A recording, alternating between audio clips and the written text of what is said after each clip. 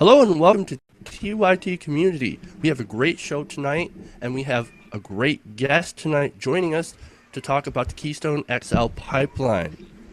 So I want to welcome Desi Doyen from the Green News Report. Say hi, Desi. Hi. It's great to have you here. Thank you.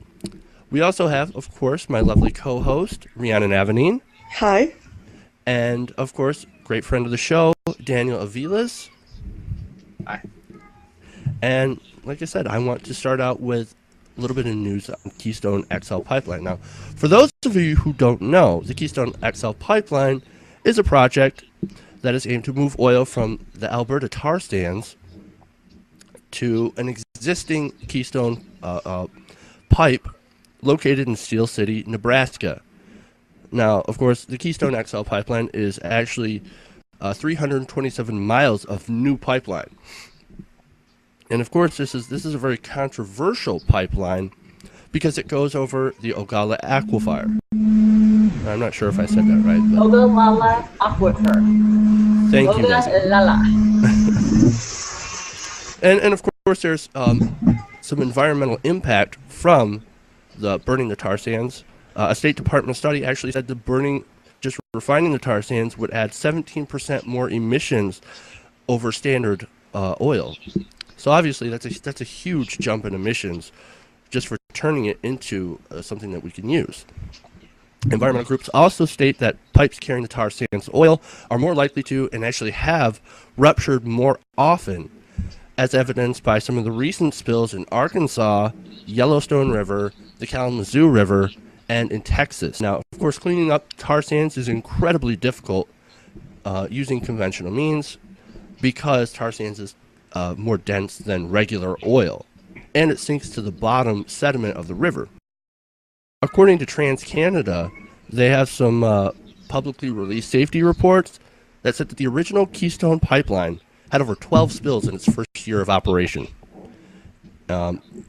And it ranges from 5 gallons in Freeman, South Dakota, to 500 barrels, or 21,000 gallons of oil that was spilled in Brampton, North Dakota.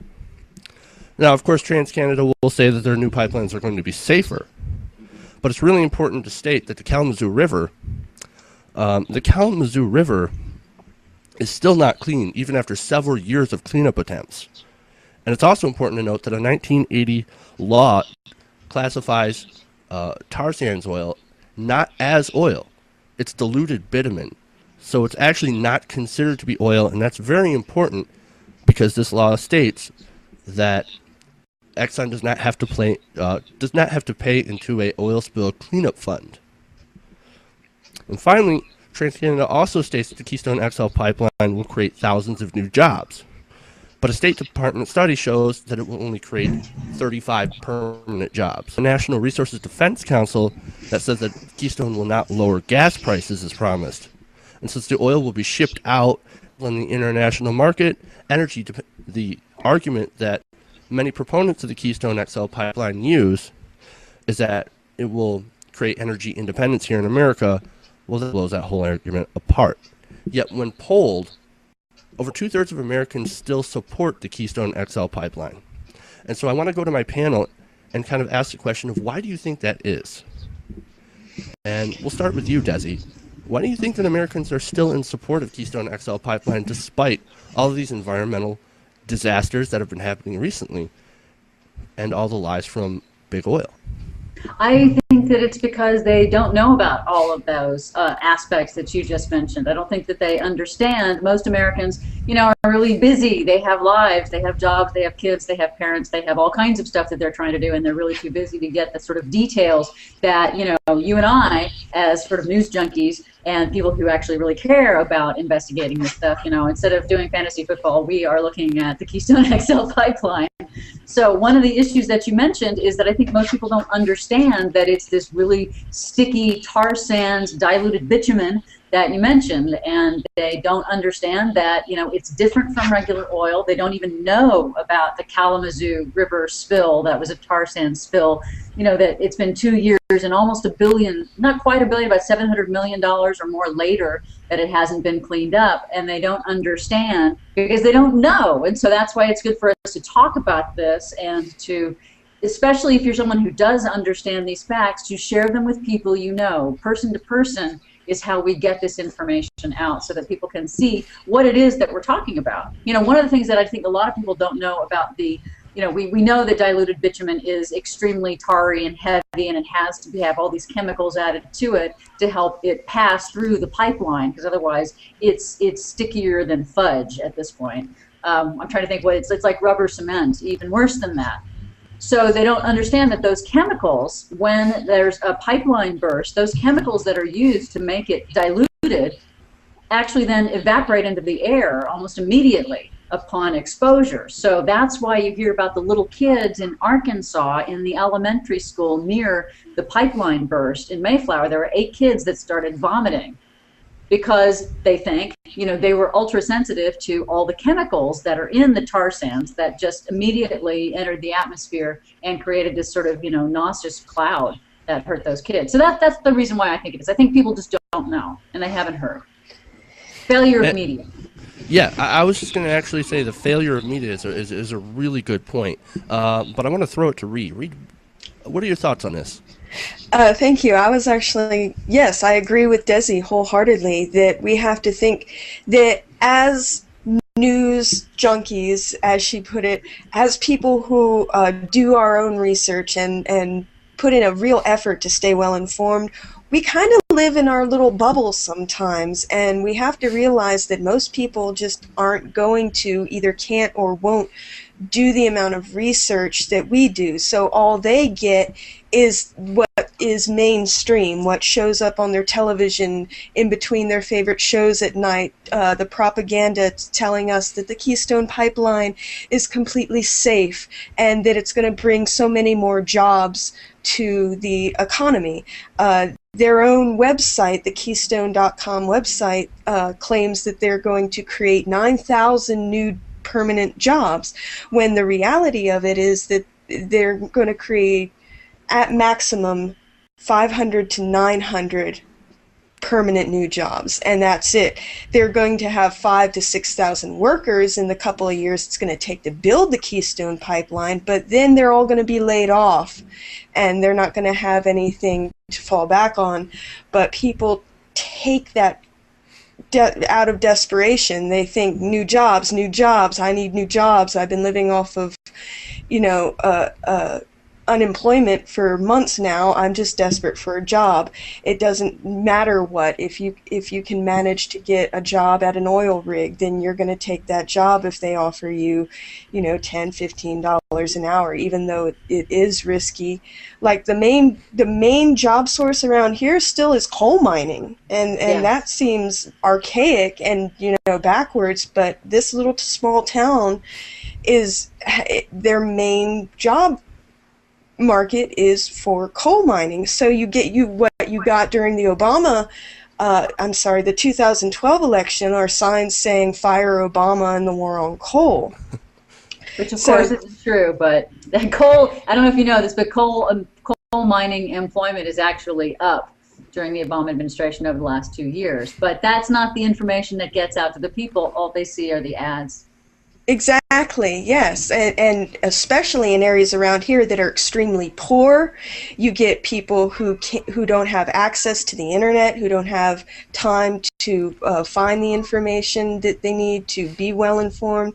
So you have a mass of desperate, poor, ignorant people who just hear what they're told and assume that must be true. I talk to people all the time who hear some false information on Fox News or something, and when I talk to them and I tell them my views on the situation, they think that I'm out of my mind or something, because they're like, well, I heard on Fox News that it was like this, so what are you talking about? I never heard anything like that. So, and then they call you an environmentalist hippie. Right, yes, I'm the extremist and somehow trying to ruin their way of life. And they also tell you that you're destroying the economy. Yeah, I hear you there. When you talk about people that don't have access to actual real media, because keep it real. Fox News isn't media. It's not news. Fox News isn't news. It's a And the propaganda Keystone outlet mostly. Absolutely. Absolutely. Yes. There should be laws against Fox News. There should be laws against lying to the public. And but the Keystone Pipeline would enable us. But actually there aren't. Right. The Keystone Pipeline would enable us to create 3 times more oil than we do now, basically concreting our dependence on oil rather than opening up doorways and windows for us to get out of oil production and into more sustainable forms of energy. Well, here's the thing. We really don't need all that extra oil, to be honest with you, because what we're going to do, we're sending it to Texas. Why are we sending it to Texas? Because we're going to ship it out to the international oil markets. Right. Not only do people think that they're going to get more jobs, they think that oil prices are going to go down and gas prices are going to go down. That's also what they've been fed. That's right. Because I think they don't talk about the fact that right now there's a glut of oil at the terminal in Cushing, Oklahoma, and this will actually eliminate the glut by enabling them to go all the way and ship even more. And because right now, if you go to the Midwest, you'll find that in Oklahoma they have some of the lowest gas prices in the country. And that's because there's a glut there. The refiners are the only refiners, they're the ones that have the whole game right now. And once that connector is completed, then that glut is going to go away. And like you said, they can ship it out to China and to other countries, and that's going to raise the price of gas for all of us here in the United States. And of course, we'll get the pollution as well. And the oil companies will get all of the profits. Now, Right. I want to throw it over to Daniel here, get his thoughts on this, because you've been a little quiet over there. Well, first off, we have to remind the American public that we're still giving subsidies to these institutions, True. as if they still need it. Well, one of the reasons why that majority of America is environmentally uninformed is because they're indoctrinated at a young age to believe the current media that we have, which you have roughly 3 major outlets now, roughly about 3 major outlets. That people don't ask who's collecting money from these organizations. It's your entire Congress. It's everybody. And why in these particular areas, why do they not care if it's such an environmental threat? Why would they go and do it? Well, these people live in a freaking Manhattan skyline. They don't live where you and I live. They don't have to deal with the environmental ramifications. No. And no one wants to talk about the elephant in the room, the Koch brothers, which is going to take this oil and sell it overseas. I mean, there's people out there who still believe that we're collecting oil from Iraq. That why do we invade Iraq? Well, we invade Iraq. It's going to lower gas prices. No, that oil's going to the French.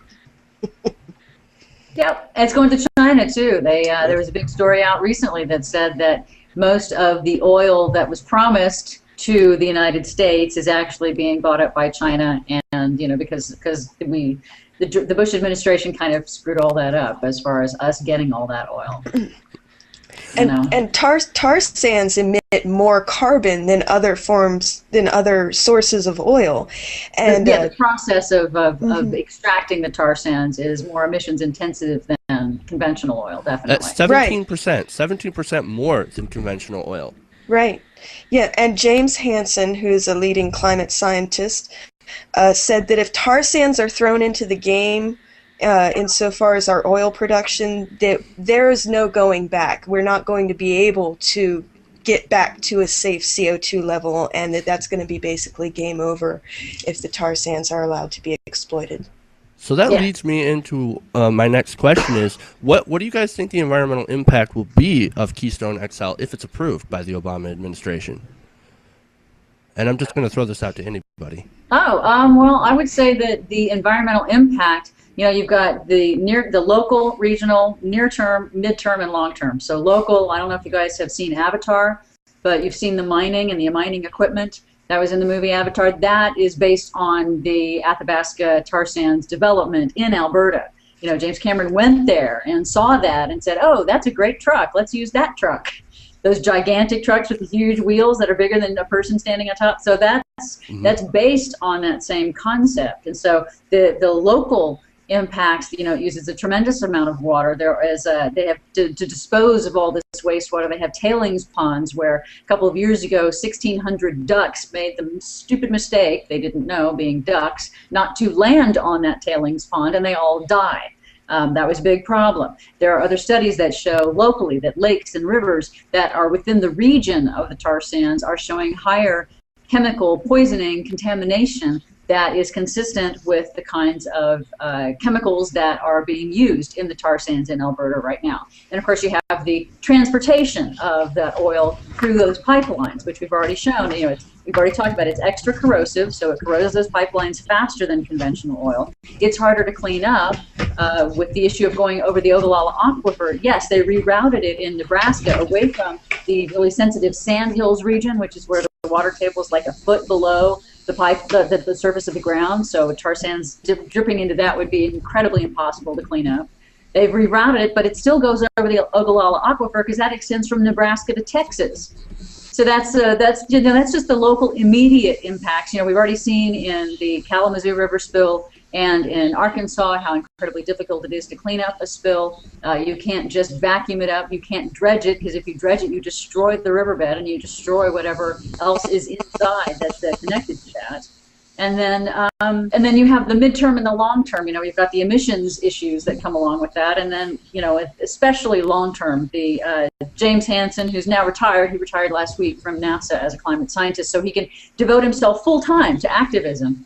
He's also saying, and other climate scientists are saying, that if you calculate the amount of emissions that are estimated to be in the tar sands, if we do burn them all, they're trying to make a point that it's not necessarily the tar sands by themselves would be enough to tip us over. We just don't know what the tipping point would be for climate sensitivity. So that's why they're warning that if you build the infrastructure, you are committed to that infrastructure for the next 30 to 50 years. And that is what encourages the continuous use of these heavy emissions causing fuels that are actually putting us in the wrong direction rather than the direction we need to go in. Excellent. That's an excellent answer on the long effects of the Keystone XL pipeline. And another question that I want to throw out to the panel is, do you think the Obama administration is going to approve this? Most certainly. I'm afraid so.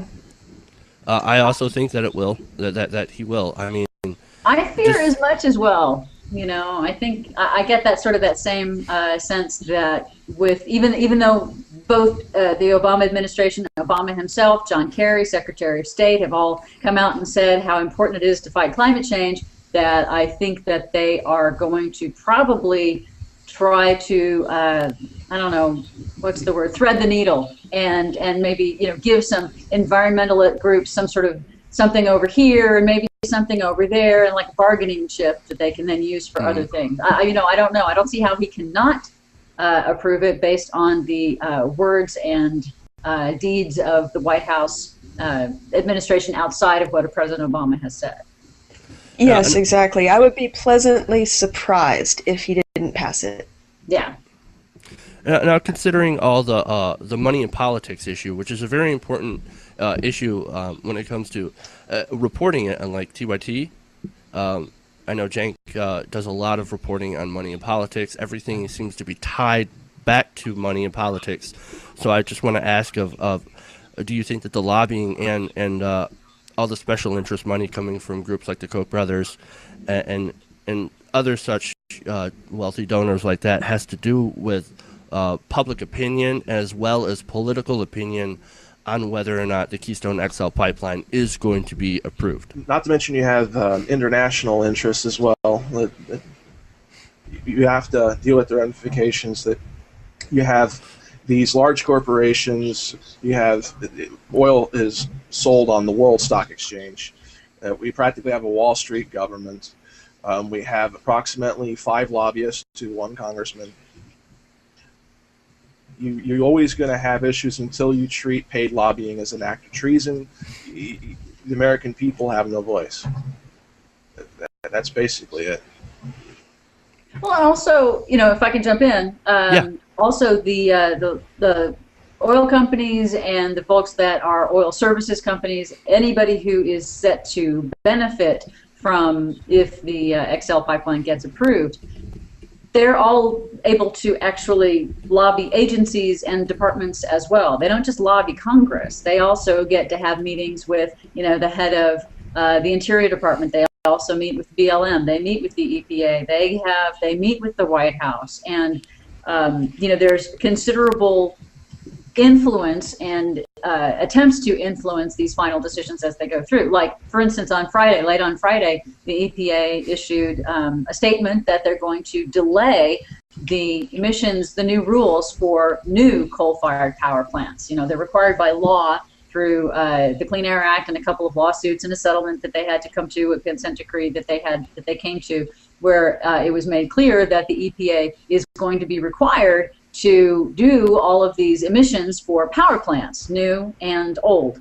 They started to issue last year. They issued draft rules for new power plants, coal-fired power plants, and they were going to finalize those after a public comment period.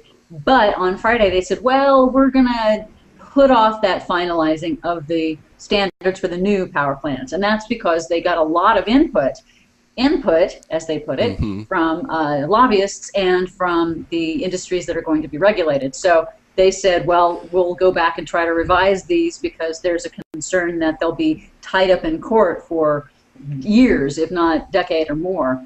So they're trying to revise them to make them more lawsuit-proof. So when you know that, you know, this lobbying is happening on all sides for anybody who has anything to do with making this thing either go forward or not go forward, the push is on. And the push is absolutely immense. Yes.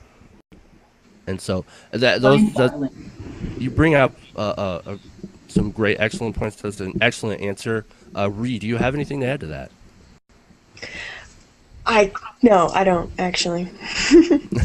Not at this time. Well, I think part of it is you know, telling people, like Rhiannon, when you talk about how you are talking with the folks that you meet in your everyday life and they think you're crazy, but you have at least informed them that there are other facts that they might not be aware of, you know, that they might not understand, that, hey, you should go check out this over here. You should understand that, you know, that what they said on Fox News, you know, is not actually the whole truth. I find that, you know, if you remind them that there are other aspects of this that they might not be hearing about, such as, you know, the crazy way that the TransCanada people decided to calculate how many jobs were going to be created. You know, I don't know if you heard about that, but they said, you know, 20,000 jobs. What they were actually talking about were job hours, which meant that sometimes one person doing one job could be counted as two different jobs. It was just a really crazy way to try to calculate this, and if most people understood that, they'd be like, oh, really? That's kind of crazy, because it's misleading, and it's, I think, purposely misleading. Well, absolutely, it's absolutely purposeful, and it's meant to get those people who are only casually glancing at the news, so to speak, and catch them with interestingly worded statistics and pseudo facts that aren't actually facts, things that are the most important thing is education. And I think Cenk is absolutely right that everything does go back to money in politics, because as long as there is money in politics, it's not the will of the people, it's not the health of the people, it's not the benefit of the people that is going to be the first consideration of our elected officials. It's always going to be, what do the corporations want? What are the people that are paying for our campaigns? What do they want? What's important to them? And that's not how our country is supposed to be run. At this point, it's not a democracy. It's more of a corporate oligarchy. And I think the two most important things that we can focus on is educating our people, and making sure that we somehow manage to get money out of politics. In order to educate the people, of course, we have to have a media that is responsible. And I'm going to touch on how the media has been treated in Arkansas in the next segment. But media, the regular media has been kept out of the loop. They don't know what's going on, or they're paid not to know what's going on. They're paid to. Well, I would, you know, having worked in local media and in other in actual news, you know, most of the people there are genuine and they're doing the best that they can, and they're not told what they can and cannot say. They usually try to work with authorities on the scene and sometimes you're kept away from stuff because they're not letting the press in. But Lisa Song for Inside Climate News, bookmark insideclimatenews.com. She is actually down there on the ground. She and Chris Tackett of treehugger.com are both in Arkansas, and they are both covering what they're able to get. Lisa Song of Inside Climate News, she was threatened with arrest last week for trying to go in and get more information at the command center. They have a no-fly zone that's 1,000 feet up that Exxon, for some reason, is running and not the FAA. There's some question about the timing of how everything is working. But the good news, I think there is good news out of this Arkansas tar sands pipeline spill. It has brought it to everyone's attention. Exxon could not have helped the Keystone blockade people more if it had intentionally done anything else other than not paid attention to its pipeline, its 60-year-old pipeline, so that it burst, so that people could have an example right in front of them of how difficult this stuff is to clean up, how little the oil companies really do follow through on their responsibility to maintain their pipelines. I think that this has been sort of a very useful, if unfortunate, example of what we're looking at with these tar sands and pipelines bringing them across. There is an issue, though, that they're still going to try to exploit the tar sands in Alberta as much as possible. So if the XL pipeline doesn't go through, there's still the original Keystone pipeline that is already shipping tar sands. There are also railroad cars that are being used to ship tar sands. When they don't have, if they've got excess and they don't have the pipeline capacity, then they're going to ship them via rail. And there was a railroad derailment or train car derailment a couple of weeks ago. I think it was up in Minnesota. That was also of tar sands. But luckily, because it was just a train, it was a much smaller amount of oil that spilled. So I think that the oil companies are essentially not doing themselves any favors from their lax maintenance procedures that they've been using. So these can be helpful, these can be used, and to remind people of what we're actually talking about. All right. Excellent. Okay, so we're running out of time for this segment, so I want to jump into final thoughts. And Desi, you're on a roll, so I'm going to let you get the first final thoughts. Okay, my final thought on this is that it's really important, again, to talk to everyone you know, to talk to all the people in your circle, all of the folks that you know, and make sure that they understand, that they're up to date, on all of the facts of what we're talking about here. The local, the regional, the national impacts, the impacts on the folks that live along the way, pointing out the Arkansas pipeline spill as an immediate example of how any pipeline is going to spill. It's just a matter of time. So even though TransCanada will say, oh, it's a new pipeline, well, it's not going to spill for at least a year. That's not going to be, if they hear only one side, then they're only going to understand one side. So we have to help them understand that there's much more to this, and that this is something that, it's not the only pipeline being built, but it is the biggest one that we can point to, and we can say, look, see, there's the problem. That's what we can fight against and help people understand what the stakes are that we're talking about. One more thing. Public comment period on the Keystone XL pipeline is still going. There's about 10 days left. So if you have not made a public comment yet, I think Sierra Club and the NRDC, the Natural Resources Defense Council, are all running places where you can sign up, and they have like a form that you can fill out that helps get you started on establishing your public comment on the Keystone XL pipeline. The State Department has said that it's going to not publicize all of the comments. We'll find it. We'll see if they actually do that or not, because they're getting quite a bit of pushback as to why they're trying to keep the public comments quiet and not publish them, because often they will, and most agencies do. But we'll see. But now you have about 10 days or less to make your public comment heard, and that is counted, and that has to be taken into account. And absolutely that the oil companies and anyone who stands to profit from the Keystone XL pipeline is making sure that their people are making public comments. I hope that's excellent. Yeah. Excellent. And it'll probably spill 12 times in 1 year. I hope not. I hope not either. Daniel, let's go with your final thoughts on this one.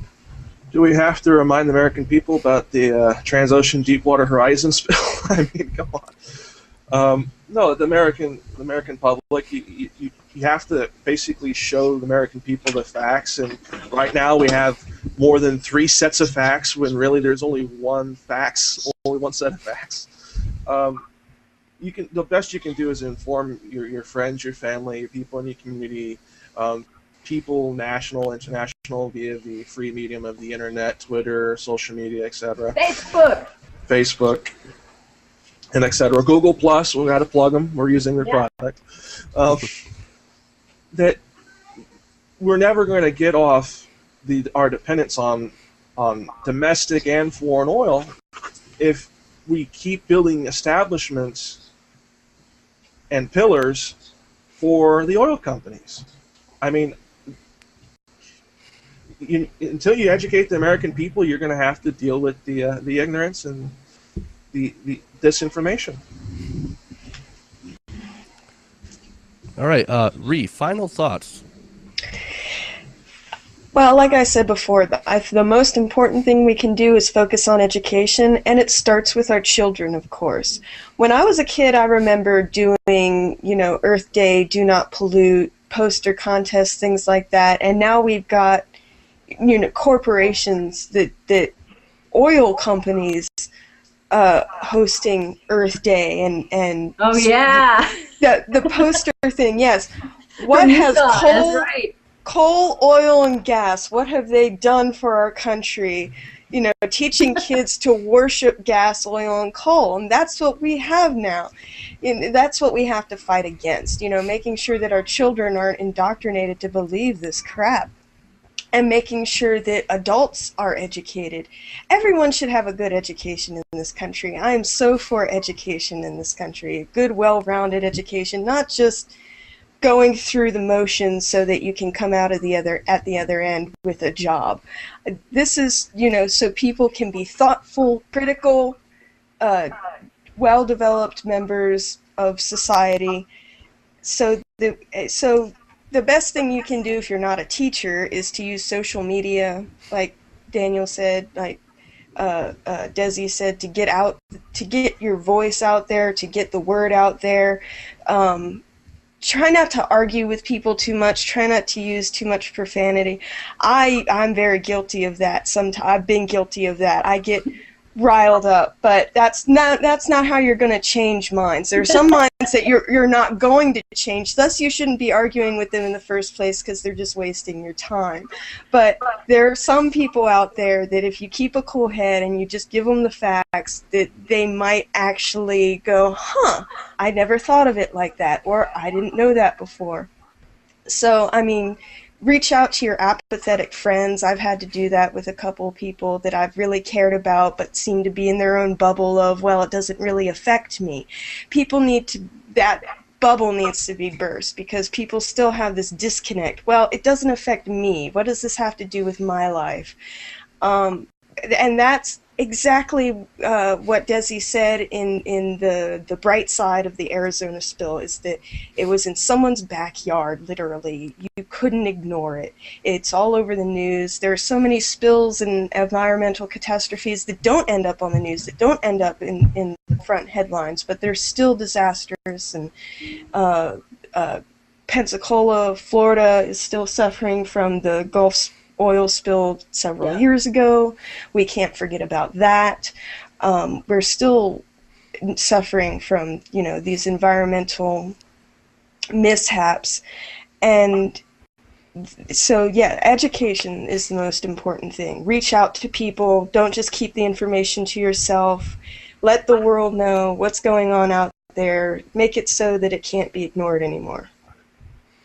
And so my final thoughts, we have a problem in America that is threefold. We have a problem with our media, we have a problem with our education, and of course we have money in politics. And until we start to address those problems, we're going to have issues like Keystone XL be dictated by corporate interests. Those corporate interests are going to be rolling over the voices of regular people. Now, addressing what Desi had said about being able to make your public comments, it's a very important thing that your representatives know where you stand on the issues. Without your voice, another voice steps in for the other side. What's so that? Thank you. So you have to make sure to make your voice heard. And you may not think that it counts, but it really does. It counts more than you think, especially when you talk to your local state legislatures. You know, Congress is the one that is bought and sold. So you have to make sure to talk to your local state and representatives. As well, That yes. said, Keystone XL pipeline, I do see, I agree with the panel that it will be built, unfortunately, and there's really, I have the hope, and I hold out the hope that we are going to begin to invest in alternative energy. China is already leading the way, and they are heavily subsidizing their industry. Now, perhaps we should do the same thing. Instead of subsidizing oil companies to the tunes of billions of dollars a year, we should invest in our solar and wind and not believe in the corporate media and the corporate lies that you see on your TV on a daily basis. So with that said, I just want to agree with everybody that education is the most important thing. Tell your friends, tell your neighbors, make sure that you are educated on this topic so that you can make the right decision. And those are my final thoughts. I want to thank you guys for watching this segment of TYT Community. I really want to thank our guests, Desi Doyen from the Green News Report. Desi, I want to know where our audience can find you. Oh, well, you can find me on Twitter at Green News Report, which I think if I did it right, it should be at the bottom of my Chiron thingy. And then you can also find all of our Green News Reports at bradblog.com, or you can go direct to the main page for Green News Report, which is greennews.bradblog.com. Excellent. Daniel, where can we find you, sir? At Perfectly Epic at the text on the bottom of the screen. Rhea, where can we find you? You can find me on Twitter, blogspot.com, YouTube, and Facebook, all at Lady Rhiannon 824. All right, and you can follow me on Twitter at Jeff's Politics, and you can also go to my YouTube channel. It's youtube.com/JCWaldorf, and you could follow this show on Twitter at TYT Community, and you can subscribe to our channel. We really appreciate it at youtube.com/TYT Community. And I want to thank you guys again for watching. I want to thank Desi Doyen for joining us today, and I just want to say, get out there and learn as much as you can. Thank you, guys.